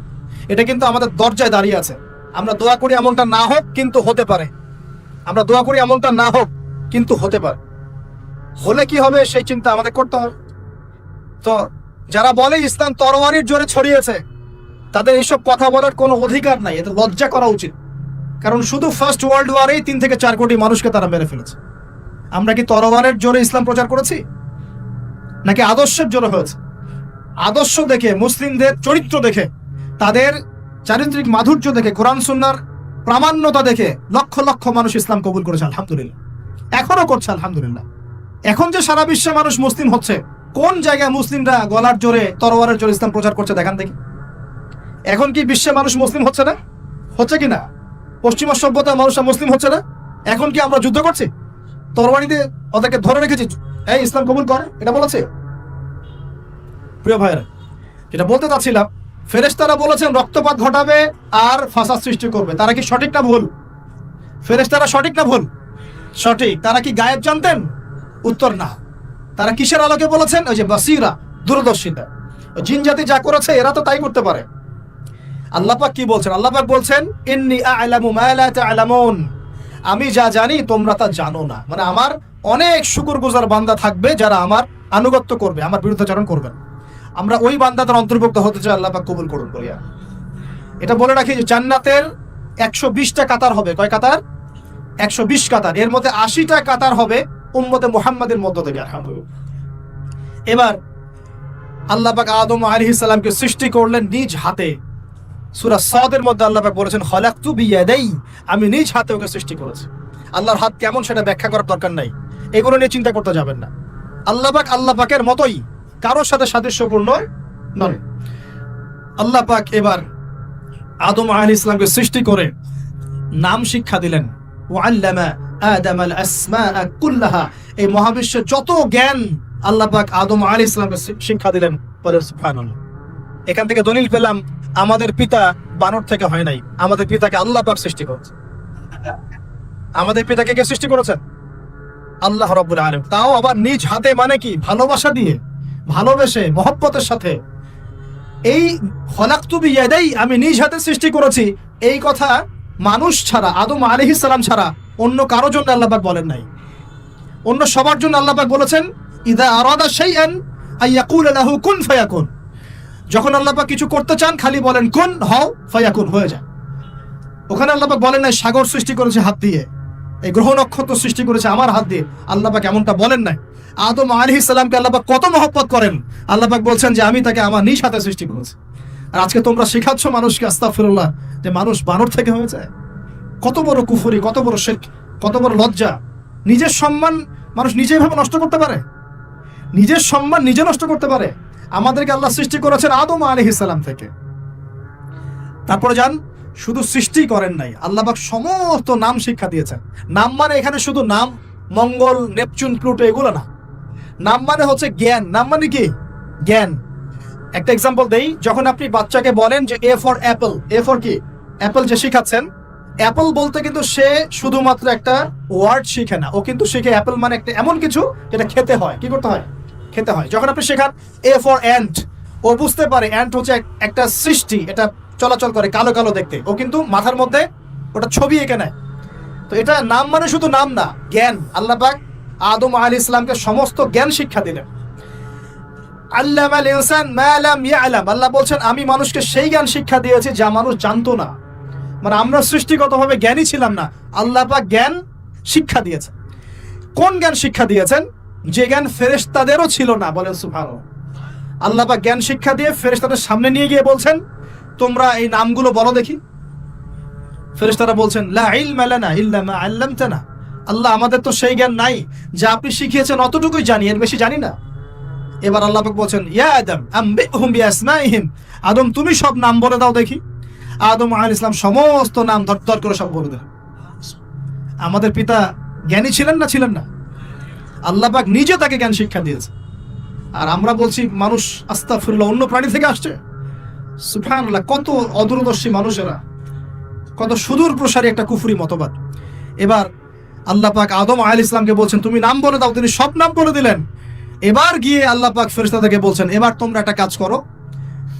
ইয কুলনা লিল মালাইকাতি ইসজুদু লি আদম, তখন আল্লাহ পাক বলছেন যে আমি ফেরেশতাদেরকে বললাম তোমরা সবাই এখন আদমকে সিজদা করো। বলেন সুবহানাল্লাহ।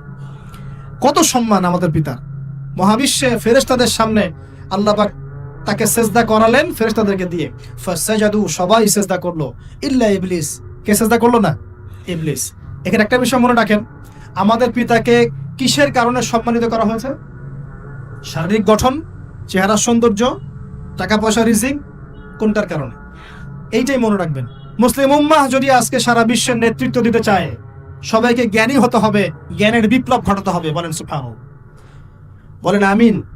এই জ্ঞানের বিপ্লব ঘটাতে পারলে ইনশাআল্লাহ মুসলিম উম্মাহ আবার সেই জায়গায় যাবে যেখান থেকে আমরা এসেছি। জ্ঞান ছাড়া আমরা কিচ্ছু করতে পারবো। আর এই জ্ঞান মানে শুধু একমুখী শিক্ষা নয়, জেনারেল শিক্ষা, ইসলামিক শিক্ষা, এই দুটাকে হারমোনিয়াসলি কম্বাইন্ড করতে হবে, করে এমন জ্ঞান অর্জন করতে হবে যে জ্ঞান দিয়ে বিশ্বকে আমরা চ্যালেঞ্জ করতে পারি। এটাই এই বিশ্বের সবচেয়ে বড় চ্যালেঞ্জ এখন। মুসলিমদের সবচেয়ে বড় চ্যালেঞ্জ এখন এটাই, ইসলামিক শিক্ষা এবং জেনারেল শিক্ষাকে একত্রিত করে এমন প্রজন্ম তৈরি করা যে প্রজন্ম আগামী দিনে উম্মাকে নেতৃত্ব দেবে ইনশাআল্লাহ। এই একটা কাজ যদি কেউ করে যেতে পারে, আল্লাহ পাক তৌফিক দেখ, আমরা দোয়া করি আল্লাহ পাক এমন নেতা আমাদের উপরে নিয়ে আসুক যারা এরকম প্রজেক্ট লঞ্চ করতে পারে। বলেন আমিন। দোয়া করতে কোনো সমস্যা? অথবা যদি কেউ হাল না ধরে, আল্লাহ পাক যেন এমন কিছু মানুষ তৈরি করে দেন যারা এই জ্ঞানতাত্ত্বিক বিপ্লব নিয়ে কাজ করবে ইনশাআল্লাহ। এটা সবচেয়ে ইম্পর্টেন্ট কাজ এখন। না হলে আজকে থেকে 20-30 বছর পরে এই প্রজন্মকে আপনি আর খুঁজে পাবেন না। দেখবেন এমন প্রজন্ম চলে আসছে যারা বলবে আল্লাহর সাথে আমাদের কোনো সম্পর্ক নাই, নামাজ পড়বে না, রোজা রাখবে না, যাকাত দিবে না, আল্লাহকে চিনবে না। দেখে নিয়েন, আমরা দোয়া করি এমনটা না হোক, কিন্তু যদি আমরা হাল ছেড়ে দিই এখন এমনটাই হবে সব। এটা খিদিরের দৃষ্টিভঙ্গি দিয়ে আপনাদেরকে বললাম, জ্ঞানতাত্ত্বিক রেভলিউশন দরকার। যদি কেউ কোনো উদ্যোগ না গ্রহণ করে, অ্যাটলিস্ট বাসায় পারিবারিকভাবে হলেও আপনাকে শেখাতে হবে সন্তানকে, কোনো অপশন নাই। এবার ফাসাজাদু, সবাই সিজদা করেছে, ইল্লা ইবলিস, ইবলিস করে নাই। কেন করছে না? ইবলিসের সমস্যাটা কি? ইবলিসকে আল্লাহ পাক জিজ্ঞাসা করছেন, আল্লাহ পাক জিজ্ঞাসা করছেন, মা মানাআকা আল্লা তাসজুদা ইযা আমারতুক, আমি তোমাকে আদেশ করলাম আদমকে সেজদা করতে, কে তোমাকে নিষেধ করলো সেজদা করতে? ইবলিস বলছে, বেশি চালাক, বেশি বোঝে যারা, অতিরিক্ত বুদ্ধিজীবী। ইবলিস ছিল বেশি বুদ্ধিজীবী। ইবলিস ছিল কি? অতিরিক্ত মাত্রার বুদ্ধিজীবী। আছে না আমাদের সমাজের এরকম কিছু মানুষ? ও বলছে, খালাকতানি মিন নার, আমাকে সৃষ্টি করেছেন আগুন দিয়ে, আগুন তো সুপিরিয়র মাটির চাইতে। ও খালাকতাহু মিন তিন, আর আপনি এই আদমকে সৃষ্টি করেছেন মাটি থেকে, কাদা মাটি দিয়ে, আমি কেন আদমকে সেজদা করতে যাব? যুক্তি, অতি যুক্তিবাদী, অতি বুদ্ধি। আল্লাহ পাক বলছেন, ফাখরুজ মিনহা ফাইন্নাকা রাজিম, এখান থেকে বের হয়ে যাও, তুমি অভিশপ্ত। ফাইন্না আলাইকা লা'নাতা ইলা ইয়াউমিদ্দিন, আমার আদেশ লঙ্ঘন করার কারণে কিয়ামত পর্যন্ত তোমার উপর লানত, অভিশাপ বর্ষিত। আল্লাহ পাক তাড়িয়ে দিলেন, একদম থ্রোন অ্যাওয়ে। আমরা বলি না আউযু বিল্লাহি মিনাশ শাইতানির রাজিম, রাজিম শব্দের মানে হচ্ছে বিতাড়িত, থ্রোন অ্যাওয়ে, কার্সড, যাকে অভিশাপ করা হয়েছে। এবার ভালো করে শোনেন প্রিয় ভাই, ইবলিসের এই স্টেটমেন্ট গুলো শোনেন। এবার ইবলিস বলছে, রব্বি আনজিরনি ইলা ইয়াউমি ইউবআসুন, এই স্টেটমেন্টটা ভালো করে শোনেন। ইবলিস বলছে, রব্বি, হে আমার রব। ইবলিস বলছে, রব্বি, হে আমার রব। ইবলিস বলছে, রব্বি, হে আমার রব, আমাকে অবকাশ দিন, আনজিরনি, আমাকে অবকাশ দিন, ইলা ইয়াউমি ইউবআসুন, কিয়ামত দিবস পর্যন্ত। ইবলিস আল্লাহকে বিশ্বাস করে কি করে না? ইবলিস আস্তিক না নাস্তিক বলেন? ইবলিস বলছে, রব্বি, রব্বি মানে কি?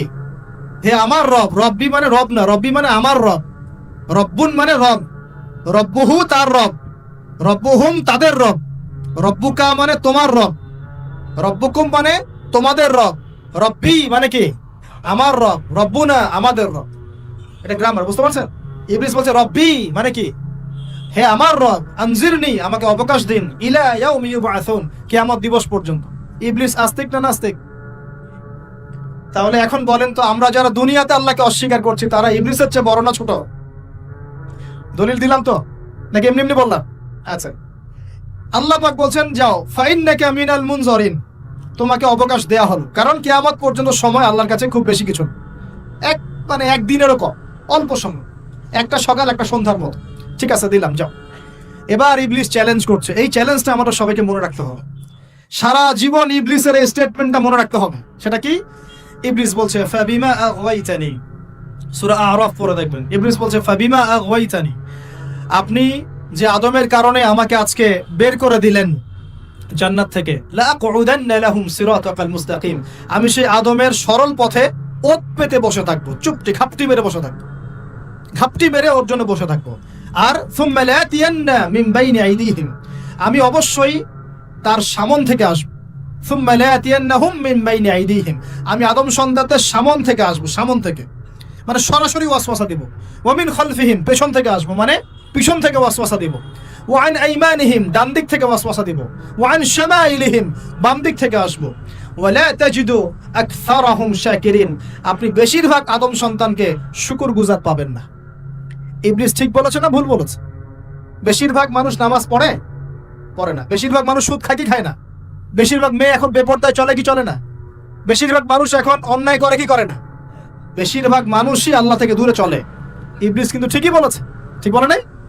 আচ্ছা, আল্লাহ পাক বলছেন, ঠিক আছে, যাও, তোমার চ্যালেঞ্জ তোমার জায়গায়, তবে আমার বান্দারা যদি সারা জীবনও অন্যায় করার পরে একবার, যদি খালি একবার, একটা বার মন থেকে তাওবাতান নাসুহা মানে প্রকৃত তওবা করে, খালেস তওবা করে, আল্লাহর কাছে ফিরে আসে, বলে আস্তাগফিরুল্লাহ, আল্লাহ আমাকে মাফ করে দাও, রব্বিগফির ওয়ারহাম, আল্লাহ মাফ করো, ক্ষমা করো, আস্তাগফিরুল্লাহাল্লাযী লা ইলাহা ইল্লা হুল হাইয়ুল কাইয়্যুম ওয়া আতুবু ইলাইহি, বা আমার কাছে একটা বার যদি মাফ চায়, ক্ষমা চায়, তার সারা জীবনের গুনাহ আমি মাফ করে দেব ইনশাআল্লাহ। আর কি চাই? ওই যে বললাম না, আমাদেরকে ভালোবেসে আল্লাহ সৃষ্টি করেছেন। এবার ইবলিস চলে গেল, আর আদম আলাইহিস সালামের পাঁজর থেকে আল্লাহ পাক সৃষ্টি করলেন হাওয়া আলাইহিস সালাম। বলে সুবহানাল্লাহ। কারণ সঙ্গিনী ছাড়া আমরা চলতে পারবো না। পারবো? যারা চিরকুমার সঙ্গে নাম লেখাচ্ছ, এগুলো থেকে বের হয়ে আস। এখন চিরকুমার থাকার টেন্ডেন্সি মানুষের, চিরকুমার থাকতে হবে কেন? সঙ্গীর দরকার আছে কি নাই? আছে। একা একা লাগে, মানুষ একা একা চলতে পারে না। ইব্রাহিম আলাইহিস সালাম একা চলে আসছেন, তার সাথে সারা আলাইহিস সালাম ছিলেন। আমাদের নবীজি যখন একা, তার সাথে খাদিজা রাদিয়াল্লাহু আনহা ছিলেন। ঠিক আছে, ঠিক একইভাবে আদম আলাইহিস সালাম একা একা জান্নাতে, আল্লাহ পাক তার পাঁজর থেকে সৃষ্টি করলেন কাকে? হাওয়া আলাইহিস সালাম। বলে রাখি, হাওয়া আলাইহিস সালাম ছিলেন পৃথিবীর সবচেয়ে সুন্দরী নারীদের একজন। দুজন নারীকে সবচেয়ে সুন্দরী বলা হয়, কয়জন? একজন হাওয়া আলাইহিস সালাম, আর একজন ইব্রাহিম আলাইহিস সালামের স্ত্রী সারা আলাইহিস। মনে থাকবে, এখানে মনে রাখবেন, নিজে যদি পবিত্র থাকেন, নিজের চরিত্রকে পবিত্র রাখেন, ইনশাআল্লাহ আপনি সব দিক থেকে ভালো একজন মেয়ে পাবেন। নিজের চরিত্র ঠিক থাকবে না, জেনা করবেন, 10 ঘাটের পানি খেয়ে আসবেন, দেখবেন যাকে বিয়ে করেছেন ও 15 ঘাটের পানি খেয়ে আসছে। সতর্ক থাকবেন, আল্লাহ পাক হেফাজত করুন বলে আমিন। এবার তারা দুজন জান্নাতে থাকতে লাগলেন। আল্লাহ পাক বলছেন, একটু মনোযোগ দেন, আল্লাহ বলছেন যে তোমরা দুজন জান্নাতে থাকো। ফাকুলা মিনহা রাগাদান হাইসু শি'তুমা, জান্নাতে যা ইচ্ছা তোমরা খাও, কোনো সমস্যা নেই, থাকো খাও। ওয়ালা তাকরাবা হাদিহিশ শাজারা, কিন্তু একটা আদেশ করছি তোমাদেরকে, এই যে গাছটা দেখছো, এই গাছের কাছেও যাবে না। শব্দগুলো বোঝার চেষ্টা করো। আল্লাহ পাক বলছেন না যে গাছের ফল খাবে না, আল্লাহ পাক বলছেন গাছের কাছেও যাবে না। ঠিক যেমন আল্লাহ বলছেন ওয়ালা তাকরাবু আমওয়ালাল ইয়াতীম, এতিমের মালের কাছেও যাবে না। আল্লাহ বলছেন না এতিমের মাল খেও না। আল্লাহ বলছেন ওয়ালা তাকরাবু জিনা, জেনার কাছেও যেও না। আল্লাহ কিন্তু বলছেন না জেনা করো না। ঠিক একই ভাষায় আল্লাহ পাক বলছেন ওয়ালা তাকরাবা হাদিহিশ শাজারা, তোমরা দুজন এই গাছের কাছেও যাবে না। দ্যাটস অল, আর কোনো সমস্যা নাই, জান্নাতে থাকো। এবার তারা জান্নাতে থাকতে লাগলেন। থাকতে থাকতে এক পর্যায়ে ইবলিস ওয়াসওয়াসা দেওয়া শুরু করলো। কি ওয়াসওয়াসা দিল যে আমাদের পিতামাতা সেখানে চলে গেলেন? ভাবার বিষয় তো নাকি? কি এমন বললো ইবলিস যে তা আমাদের পিতামাতা রিসিভড হয়ে গেলেন? এই কথাটা আছে সূরা তহায়। কোন সূরা? সূরা তহা পড়ে দেখবেন। আল্লাহ পাক বলছেন, ইবলিস আমাদের পিতাকে বোঝাচ্ছে, বলছে ইয়া আদম, হে আদম, হাল আদুল্লুকা, আমি কি তোমাকে জানিয়ে দিব, খবর দিব, আলা শাজারাতিল খুলদি ওয়া মুলকিন লা ইয়াবলা, এমন একটা গাছের কথা কি জানিয়ে দিব যেই গাছের কাছে গেলে বা তার ফল খেলে তুমি দুটো জিনিস পাবে, চিরস্থায়িত্ব পাবে, কোনোদিন মরবে না, আর বিশাল ক্ষমতার মালিক হবে। অন্য আয়াতে আসছে যে তোমরা ফেরেশতা হয়ে যাবে। এই দুটো কথা। তাহলে কি প্রলোভন দিল? চিরস্থায়িত্বের প্রলোভন এবং কি অমরত্বের প্রলোভন, অমরত্ব এবং ক্ষমতা। একটু মনোযোগ দেন, এই দুনিয়াতে যারা আল্লাহর পথ থেকে বিচ্যুত হয়ে গেছে, বেশিরভাগ এই দুটার ফাঁদে পড়েছে। হয় ক্ষমতার ফাঁদে, না হলে দুনিয়ার এই যে মোহ, অমরত্ব, দুনিয়ার জীবন নিয়ে পড়ে থাকা, এই দুনিয়ার প্রেমেই মানুষ নিজের পথ হারিয়ে ফেলেছে। এই দুটোই হয়েছে। এক পর্যায়ে পিতা মাতা চলে গেলেন, ফল খেয়ে ফেললেন, যদিও বা ফল খাওয়ার কথাটা কোরআনে নাই, কোরআনে আছে তারা গাছের কাছে চলে গেলেন। কি হলো গাছের কাছে যাওয়ার পরে? ফালাম্মা যাকাশ শাজারা, ফালাম্মা যাকাশ শাজারা, আল্লাহ পাক বলছেন যখন তারা গাছের কাছে চলে গেলেন। ভাই লক্ষ্য করেন, যখন তারা গাছের কাছে চলে গেলেন, প্রথম যে ঘটনা ঘটলো, বাদাত লাহুমা সাওআতুহুমা, তাদের যে কাপড় ছিল জান্নাতের কাপড়, গায়ে কাপড়টা ধাবাস করে খুলে পড়ল। এখানে যদি আপনার কাপড়টা খুলে যায় কেমন লাগবে? বা কেউ যদি জোর করে কাপড় আপনার খুলে ফেলে কেমন লাগবে? কেউ যদি 10 জন জোর করে ধরে আপনার কাপড় খুলে দেয় কেমন লাগবে? আপনি নিজের জীবনের চাইতে বেশি কাপড়টা ধরে রাখার দিকে মনোযোগী হবেন না? আমাদের পিতা মাতাকে শয়তান জান্নাতে ফেরেশতাদের সামনে নগ্ন করে দিল, কাপড় খুলে পড়ে গেল। তার মানে জান্নাতে আমাদের পিতা মাতাকে নগ্ন করেছে কে? ইবলিস। তাহলে দুনিয়াতে যারা এখন আমাদের গা থেকে কাপড় খুলতে চায়, বেপর্দায় চলতে চায়, পর্দাকে কুপ্রথা বলে, কুসংস্কার বলে, যারা বলে যে অশ্লীলতার বিপ্লব ঘটুক, পোশাকের কোনো বাধা ধরা নিয়ম না থাকুক, সবাই স্বাধীন, যারা নগ্নতা অশ্লীলতার প্রচার প্রসার চায়, যারা মুসলিমদের গা থেকে কাপড় খুলতে চায়, এরা তাহলে কার হয়ে কাজ করছে? যেই কাজ শয়তান করেছে জান্নাতে, ওই কাজই তারা করছে এখন জমিনে। কথা কি প্রমাণ করতে পারলাম? প্রথম দুর্ঘটনা কোনটা? প্রথম দুর্ঘটনা এটা নয় যে তারা আল্লাহর হুকুম আহকাম ত্যাগ করেছেন, আল্লাহকে অস্বীকার করেছেন, কুফরি করেছেন, শিরিক করেছেন, এগুলো হয়নি। প্রথমে সর্বপ্রথম দুর্ঘটনা হয়েছে গা থেকে কাপড় খুলে পড়ে গেছে, তাও জান্নাতে সবার সামনে। এবার আমাদের পিতামাতার কি অবস্থা চিন্তা করেন, লজ্জাস্থান প্রকাশিত হয়ে গেছে। এবার তারা জান্নাতের গাছের পাতা ছিঁড়ে ছিঁড়ে ছিঁড়ে গা এই লজ্জাস্থান ঢাকা শুরু করলেন। এটা সূরা আরাফের মধ্যে আছে। এবার আল্লাহ পাক তাদেরকে বললেন, আলাম আকুল লাকুমা, আমি কি তোমাদের দুজনকে বলি নাই, ইন্নাশ শাইতানা লাকুমা আদুউম মুবিন, শয়তান তোমাদের স্পষ্ট শত্রু, আমি কি তোমাদেরকে বলি নাই? এবার আমাদের পিতামাতা দরদর করে চোখের পানি ফেলে দিয়ে আল্লাহকে বলছেন, রব্বানা যালামনা আনফুসানা ওয়া ইল্লাম তাগফির লানা ওয়া তারহামনা লানাকুনান্না মিনাল খাসিরিন। এই দোয়া করার পর আল্লাহ পাক তাদেরকে মাফ করে দিলেন, বলে সুবহানাল্লাহ। কিন্তু জান্নাতে আর থাকা হলো না, জান্নাতে আর থাকা হলো না। আমরা অনেকে মনে করি এই ঘটনার কারণে হয়তো আল্লাহ পাক তাদেরকে নামিয়ে দিয়েছেন। এই কথাও ঠিক না। কেন ঠিক না? কারণ আল্লাহ পাক দুনিয়া সৃষ্টি করেছেন আগে, আর আল্লাহ আগেই মানুষ সৃষ্টি করার আগেই আল্লাহ পাক বলেছেন দুনিয়াতে আমার খলিফা পাঠাবো। তার মানে দুনিয়াতে যে আদম আলাইহিস সালামকে পাঠানো হবে এটা আগে থেকেই লেখা ছিল। এবার নামিয়ে দিচ্ছেন আল্লাহ পাক, কুল নাহবিতু মিনহা জামিআ, তোমরা সবাই এখন নেমে যাও। কে কে নেমে যাও? আদম, হাওয়া, ইবলিস সব নেমে যাও। কোথায় নেমে যাও? দুনিয়াতে নেমে যাও। ফাইম্মা ইয়াতিয়ান্নাকুম মিন্নি হুদান, দুনিয়াতে তোমাদের কাছে আমার পক্ষ থেকে হেদায়েত আসবে। কি আসবে? হেদায়েত মানে আল্লাহর কিতাব এবং নবী রাসূল আসবেন।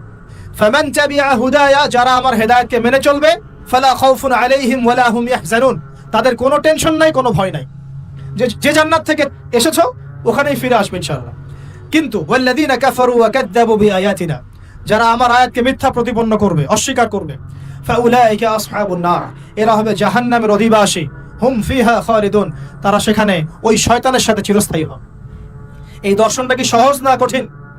দুনিয়াতে যাচ্ছ যাও, এই দুনিয়ার জীবন চিরস্থায়ী নয়, নির্দিষ্ট টাইম দেওয়া হয়েছে। এখানে মাতাউন ইলা হিন, এখানে নির্দিষ্ট সময়ের জন্য তোমাদেরকে রিজিক দেওয়া হবে, আবাসস্থল দেওয়া হবে, স্ত্রী সন্তান বাড়ি গাড়ি সব দেওয়া হবে। তবে এটা চিরস্থায়ী নয়। এখানে হেদায়েত আসবে, কোরআন সুন্নাহ আসবে, আল্লাহর ওহী আসবে, নবী রাসূল আসবেন। তোমরা যদি এই ওহী মেনে চলো, নবী রাসূলের আনুগত্য করো, আবার সেই জান্নাতে ফিরে আসবে ইনশাআল্লাহ। কোনো টেনশন নাই, কোনো ভয় নাই। কিন্তু যদি এই দুনিয়ার সংক্ষিপ্ত জীবনে শয়তানের তাবেদারি করা শুরু করো, তাহলে শয়তানের সাথেই পরকালে জাহান্নামে থাকতে হবে, জান্নাতে যাওয়া হবে না। এই হলো পরীক্ষা। এবার আমরা দুনিয়াতে নেমে আসলাম। তার মানে আমরা এই দুনিয়ার বাসিন্দা ছিলাম না জান্নাত থেকে আসছি? দুইটা বিষয় একদম স্পষ্ট। আমাদের পিতা হচ্ছেন আদম আলাইহিস সালাম, যিনি বানর ছিলেন না, মানুষ ছিলেন, এক। আর দুই নাম্বার, আমরা এই দুনিয়াতে বিবর্তনবাদের মধ্য দিয়ে আসি নাই, সরাসরি জান্নাত থেকে আসছি। আল্লাহ পাক আদম আলাইহিস সালামকে জান্নাত থেকে দুনিয়াতে পাঠিয়েছে, জান্নাত থেকে সরাসরি দুনিয়াতে পাঠিয়েছে। বরং কোরআন এর উল্টা কথা বলেছে। কি কথা? কোরআন সূরা বাকারায় বলছে একটা জাতি ছিল, তার নাম বনু ইসরাইল। কি নাম? এই বনু ইসরাইলের মধ্যে একটা দলকে আল্লাহ পাক বলেছিলেন শনিবারের দিনে মাছ ধরবে না। কি বলেছেন? শনিবারে, এই যে সাগর আছে আপনাদের মনে করেন, এই শনিবারে মাছ ধরবে না। তো বনু ইসরাইল বেশি চালাক, অতি চালাক, যারা ওই যে প্যালেস্টাইন দখল করে বসে আছে, ওরা দাবি করে আর কি, আসলে এরা সত্যিকারের বনু ইসরাইল নয়, এরা ইউরোপিয়ান জিউস, এরা কিন্তু সত্যিকারের বনু ইসরাইল নয়। এখন এরা অতি চালাক, মাছ ধরে নাই, কিন্তু মাছ ধরার বাদ দিয়ে রাখছে। মাছ আসে, বাদ দিয়ে রাখি, পরে ধরুন। এই পাপের কারণে, এই সীমা লঙ্ঘন করার কারণে সূরা বাকারা এবং সূরা আরাফে আল্লাহ পাক বলেছেন ওই মানুষগুলোকে আল্লাহ পাক বানর বানিয়ে দিয়েছে। তাহলে মানুষ থেকে বানর হয়েছে এই দলিল কোরআনে আছে, পড়ে দেখেন। মানুষ থেকে যে বানর হয়েছে এই দলিল কোরআনে আছে, সূরা বাকারায় আছে, সূরা আরাফের মধ্যে আছে। শনিবারের সীমা লঙ্ঘন করার কারণে এই অপরাধ, এই পরিণতি আল্লাহ পাক কিছু মানুষকে দিয়েছে। তারা এখনো জীবিত আছে কিনা আমরা জানি না, ওদেরকে আল্লাহ পাক মেরে ফেলেছেন না বেঁচে আছে আমরা এগুলো জানি না, কারণ কোরআন এগুলো নিয়ে কথা বলে নাই। এতটুকু কোরআন বলেছে। তবে এখনো কিন্তু বহু বাইরের মানুষ আকৃতির প্রাণীকে আল্লাহ পাক ভেতর থেকে বানর বানিয়ে দিচ্ছেন না। এটা নিয়ে একটা কথা বলতে চাই, সেটা হলো কিয়ামতের আগে আগে আরো কিছু মানুষকে আল্লাহ পাক কিন্তু শূকর এবং বানরে পরিণত করবেন। এই হাদিসটা কি জানেন? হাদিসটা শুনে রাখেন, এটা আখিরুজ জামান বা কিয়ামতের আলামত সংক্রান্ত হাদিসগুলোর মধ্যে পাবেন। আল্লাহর রাসূল সাল্লাল্লাহু আলাইহি ওয়াসাল্লাম বলেছেন কিয়ামতের আগে আগে আমার উম্মতের মধ্যে, ভালো করে শুনেন, কিয়ামতের আগে আগে আমার উম্মতের মধ্যে একদল মানুষ বের হবে যারা মদ পানকে হালাল মনে করবে। কাকে? মদ পান করাকে হালাল মনে করবে। যারা বাদ্যযন্ত্র, গায়িকা, নায়িকা এগুলো নিয়ে নর্তকী নাচাবে রাতের বেলা, এগুলোকে হালাল মনে করবে। যারা অশ্লীলতা, বেহায়াপনাকে জায়েজ করে নিবে, ঠিক আছে, এরকম কয়েকটা পাপের কথা বলে নবীজি বলছেন একদিন সকালবেলা আল্লাহ পাক তাদেরকে ঘৃণিত বানরে পরিণত করবে। এটা হবে সামনে, কখন কিভাবে হবে আল্লাহ ভালো জানেন। এবার আমি কনসেপ্টে চলে আসি। এই যে পৃথিবীতে নেমে আসলাম, তাহলে আমরা কোত্থেকে আসছি ভাই? আমরা কি পৃথিবীর অধিবাসী ছিলাম? আমরা জান্নাতে ছিলাম, ওখান থেকে আল্লাহ পাক পাঠিয়েছে। এবার পৃথিবীতে এসে আদম আলাইহিস সালামের যুগে খুব একটা দুর্ঘটনা ঘটে নাই, একটা ঘটেছে। কয়টা? একটা। ভাই হাবিলের কুরবানি কবুল হয়, কাবিলের অন্তর্দাহ হয়। জ্বালা হয়, কেন হাবিলেরটা কবুল হবে, কাবিলের কেন হচ্ছে না। এই হিংসার বশবর্তী হয়ে কাবিল হাবিলকে হত্যা করে ফেল। হত্যা করে লাশটা দাফন করার পদ্ধতিও তার জানা ছিল না। আল্লাহ কাককে পাঠালেন, কাককে দেখে সে শিখলো। প্রথম দুর্ঘটনা হচ্ছে হাবিল কাবিলের দুর্ঘটনা। বলে রাখি, আজকেও নিজের ভাইয়ের বেশে বহু কাবিল মুসলিম সমাজের মধ্যে ঘুরে বেড়ায়। নিজের ভাইয়ের লেবাসে, পোশাকে, সুরতেই বহু কাবিল এখনো কিন্তু মুসলিম সমাজে ঘুরে বেড়ায়। তো আমরা কাবিলদেরকে কাবিলের পরিণতি সম্পর্কে সচেতন করতে চাই। হাবিল বলেছিল, তুমি যদি আমাকে মারতে আসো, আমি তোমাকে মারার জন্য হাত বাড়াবো না। হাবিল জান্নাতে যাবে আর কাবিল জাহান্নামে যাবে। কেন কাবিল জাহান্নামে যাবে? নবীজি বলেছেন, পৃথিবীর প্রথম হত্যাকাণ্ড সংগঠিত করেছে কাবিল। এ কারণে পৃথিবীতে যত খুন হবে, সমস্ত খুনের পাপের একটা অংশ কাবিলের আমল নামায় যোগ করা হবে। বলে নাউজুবিল্লাহ। একটা কথা মনে রাখবেন, সদকায়ে জারিয়া যেমন আছে, গুনাহে জারিয়াও আছে। একটা মদের দোকান দিয়েছেন, যত মানুষ মদ খাচ্ছে, সমস্ত গুনার একটা অংশ আপনার কাঁধে আসছে। সিনেমা হল করেছেন, মানুষ সারাদিন নেকড়া ছবি দেখে, নগ্ন ছবি দেখে, যত মানুষ এখানে পাপ করবে, সমস্ত পাপের একটা অংশ আপনার কাঁধে যায়। আবার একটা মাদ্রাসা করেছেন, যত মানুষ এখানে দ্বীনি ইলম শিখবে, এই নেকির একটা অংশ আপনি পাবেন ইনশাআল্লাহ। মরে গেলেও কবরে পাবেন ইনশাআল্লাহ। আল্লাহ পাক আমাদের সবাইকে সদকায়ে জারিয়া করার তৌফিক দেয়, গুনাহের জারিয়া থেকে বাঁচিয়ে রাখুন। খুব খেয়াল রাখবেন, আল্লাহ পাক আমাদের হেফাজত করুন বলি আমিন। এবার ওই যুগ শেষ, নূহ আলাইহিস সালামের যুগ। এই যুগে আল্লাহর একই সুন্নত।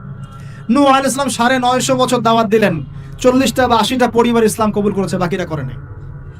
যারা করে নাই আল্লাহ পাক তাদেরকে ডুবিয়ে মারলেন, যারা করেছে আল্লাহ পাক উদ্ধার করলেন। সোজা কথা। আজকে সারা পৃথিবীতে যত মানুষ আমরা বেঁচে আছি না, আমরা কোনো না কোনো ভাবে ওই 80 পরিবারের সদস্য। আমরা ভাই ভাই, বা আমরা ওই ফ্যামিলি, 80 ফ্যামিলির অন্তর্ভুক্ত। কিরকম করে? নূহ আলাইহিস সালামের 4 সন্তান ছিল। কয় সন্তান? এক সন্তানের নাম হচ্ছে হাম। কি নাম? হাম। হাম ছিল একটু কালো বর্ণের। হামকে দিয়ে আফ্রিকার কন্টিনেন্টে যত মানুষ দেখছেন, ব্ল্যাক স্কিনের, কালো স্কিন, এরা সবাই হামের বংশধর। মজা না বিষয়টা? মানুষের অস্তিত্ব পৃথিবীতে, ইতিহাস, এগুলো খুব ইন্টারেস্টিং টপিক। ইতিহাস পড়তে থাকলে আপনি ডুবে যাবেন। কত কি যে বিশ্ব হয়েছে আর কত কিছু হবে সামনে, সুবহানাল্লাহ। তখন আপনার অস্তিত্ব জানান দিবে যে আমি কত ক্ষুদ্র, মহাবিশ্ব কত বড়, আল্লাহ কত বড়, কত সময় চলে গেছে আর আমি এই সময় কি করছি। এক ভাইয়ের নাম শাম। এই শামকে কেন্দ্র করে এই আরবের যে মানুষগুলো আছে, আরব, অ্যারাবিয়ান, এরা শামের বংশধর। আরেক ভাইয়ের নাম ইয়াফাস। কি নাম? ইয়াফাস। ইয়াফাসের বংশধর হচ্ছে পশ্চিমারা, মানে রোমক যারা, তারা। আরেক ভাইয়ের নাম ছিল কেনান। কি নাম? কেনান। এ ইমান নিয়ে আসে নাই, ওই যে প্লাবনে ডুবে মরে গেছে। মরে যাওয়ার পরে আদম আলাইহিস সালাম বলেছিল, আল্লাহ আমার পরিবারের অন্তর্ভুক্তকে মাফ করে দাও। আল্লাহ বলেছেন, লাইসা মিন আহলিক, সে তোমার পরিবারের কেউ না। নবীর সন্তান হওয়ার পরেও ইমান না আনার কারণে সে জাহান্নামে গেছে। আর আমরা আর কি এমন মানুষ, অমুক আলেমের সন্তান, অমুক বক্তার সন্তান, হ্যাঁ, অমুক পীরের নবাবজাদা, অমুক তমুক, এইসব বড়াই করে লাভ নাই। আমল, আকীদা, ঈমান যদি ঠিক না থাকে, আমাদের বংশ পরিচয় আমাদেরকে বাঁচাতে পারবে, আমাদের দেশ, জাতীয়তাবাদ, বর্ণ বাঁচাতে পারবে। যার যার কবরে তাকে যেতে হবে। নিজের আমল নিয়ে ফিকির করে, নিজের কবর নিয়ে ফিকির করে, অন্যের দিকে চোখ দেওয়া বন্ধ করেন, আগে নিজের কবরের ফিকির করেন। আল্লাহ পাক সবাইকে তৌফিক এনায়েত করুন বলিয়া। যারা বুদ্ধিমান তারা নিজেকে নিয়ে ব্যস্ত থাকে, যারা অহংকারী, উদ্ধত, এরা মানুষের পিছনে পড়ে থাকে। আল্লাহ পাক আমরা সবাইকে নিজের চেহারা আয়নায় দেখার তৌফিক দান করুন। হ্যাঁ প্রিয় ভাইরা, নূহ আলাইহিস সালামের যুগ চলে গেল। 950 বছর দাওয়াত দেওয়ার পরে এই পরিণতি হয়েছে। এরপরে আসছে ইব্রাহিম আলাইহিস সালামের সময়। আল্লাহ পাক তাকে উদ্ধার করেছেন, অগ্নি পরীক্ষা থেকে বাঁচিয়েছেন। নমরুদকে আল্লাহ পাক ধ্বংস করেছেন। আল্লাহ পাক এরপরে এনেছেন আদ জাতির হুদ আলাইহিস সালাম এবং তার অনুসারীদেরকে আল্লাহ পাক বাঁচিয়েছেন, বাকিদেরকে ধ্বংস করে দিয়েছেন ঝড় দিয়ে, বায়ু প্রবাহ দিয়ে। সামুদ জাতি এসেছে, সামুদ জাতিকে আল্লাহ পাক ধ্বংস করেছেন বজ্রপাত দিয়ে, বিদ্যুৎ দিয়ে। আর সালেহ আলাইহিস সালাম এবং তার অনুসারীদেরকে বাঁচিয়ে দিয়েছেন। ফেরাউনের যুগ এসেছে, আল্লাহ পাক মূসা আলাইহিস সালাম এবং বনু ইসরাইলকে বাঁচিয়েছেন, ফেরাউনকে ডুবিয়ে মেরেছেন লোহিত সাগরে। ঈসা আলাইহিস সালামের যুগ আসছে, একই সুন্নত। ঈসা আলাইহিস সালামকে আল্লাহ পাক শুধু রক্ষাই করেন নাই, নিজের কাছে উঠিয়ে নিয়েছেন। সুবহানাল্লাহ। তিনি আবারও আসবেন পৃথিবীতে ইনশাআল্লাহ। যতদিন না তিনি আসছেন এবং এই পৃথিবীতে 40 বছর রাজত্ব না করছেন, কিয়ামত হবে না ইনশাআল্লাহ। যতদিন পর্যন্ত ঈসা আলাইহিস সালাম আবার ব্যাক না করছেন এবং এই জেরুজালেম থেকে সারা বিশ্বে খিলাফা কায়েম না করছেন, 40 বছর শাসন না চালাচ্ছেন, কিয়ামত হবে না ইনশাআল্লাহ। এটা সামনে অপেক্ষা করছে। এবং নবী সাল্লাল্লাহু আলাইহি ওয়াসাল্লামের যুগে আবু জাহেল, আবু লাহাব বা সাহেবাদেরকে আল্লাহ পাক ধ্বংস করেছেন, আল্লাহর নবী এবং সাহাবীদেরকে আল্লাহ পাক সম্মানিত করেছেন। আপনি কি পুরো হিস্ট্রির মধ্যে একটা সুন্নত দেখতে পাচ্ছেন, কমন সুন্নত? কি সুন্নত? প্রত্যেক যুগে যুগে যারাই আল্লাহর ওই যে বিধান মেনে চলেছে, সমকালীন নবী রাসূলদের আনুগত্য করেছে, আল্লাহ পাকের আনুগত্য করেছে, আল্লাহ পাক তাদেরকে উদ্ধার করেছেন দুনিয়াতেও পরকালে। প্রত্যেক যুগে যুগে যারাই আল্লাহকে মানে নাই, রাসূলকে মানে নাই, আল্লাহর আসমানি কিতাবকে মানে নাই, বিরুদ্ধাচরণ করেছে, কুফরি করেছে, শিরিক করেছে, আল্লাহ পাক সবাইকে ধ্বংস করে দিয়েছেন, কারো কোনো পরোয়া করেন। এই সিলসিলা আজও অব্যাহত আছে, আগামীতেও থাকবে ইনশাআল্লাহ। এখন আমরা যারা এখন বেঁচে আছি, আমরা নবী সাল্লাল্লাহু আলাইহি ওয়াসাল্লামের ইন্তেকালের প্রায় 1450 বছর পরের মানুষ। আল্লাহর নবী এসেছেন এমন সমাজে, যে সমাজে শিরকের পাপ চলছে, সুদের পাপ চলছে, দুর্নীতি চলছে, আপনার কন্যা সন্তানকে জীবিত হত্যা করা হচ্ছে, আপনার মাদক দ্রব্যের সয়লাভ চলছে, মেয়েদের অধিকার দেওয়া হচ্ছে না, হ্যাঁ, গোত্রীয় হানাহানি চলছে। ওই সমাজটাকে তিনি 23 বছরের মধ্যে পাল্টে ফেললেন। কত বছর? 23 বছর। কিভাবে পাল্টালেন? উত্তর, তিনি প্রথমে জ্ঞানের চর্চা করেছেন। কিসের চর্চা? জ্ঞানের। আল্লাহ পাক প্রথম ওহী নাযিল করেছেন, ইকরা বিসমি রাব্বিকাল্লাযী খালাক, পড়ুন আপনার রবের নামে যিনি আপনাকে সৃষ্টি করেছেন।